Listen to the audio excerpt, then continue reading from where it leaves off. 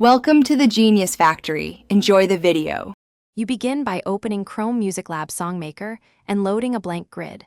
Set the tempo to match the song mood so beats feel natural. Next, pick a scale to keep melodies harmonious, then choose drum and note rows to define percussion versus melody. Once done, adjust grid length to control song duration and select instruments so timbres complement each other. This early structure shapes everything that follows, so make deliberate choices and save a backup copy now. You now construct the core by placing notes and beats.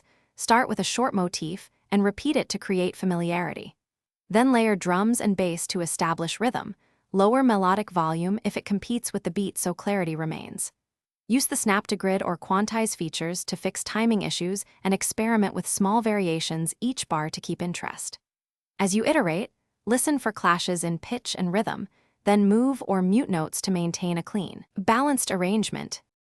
You finish by polishing dynamics, add accents, rests, and subtle rhythmic changes so the song breathes. Make sure transitions between sections feel intentional. Once satisfied, export as WAV or MP3 and keep version file names. If playback sounds glitchy or notes vanish, try reloading the project, clearing browser cache, or reselecting the instrument.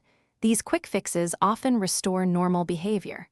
Finally, test the exported file on another device to confirm consistency. Thanks for watching. If you found this helpful, don't forget to like and subscribe.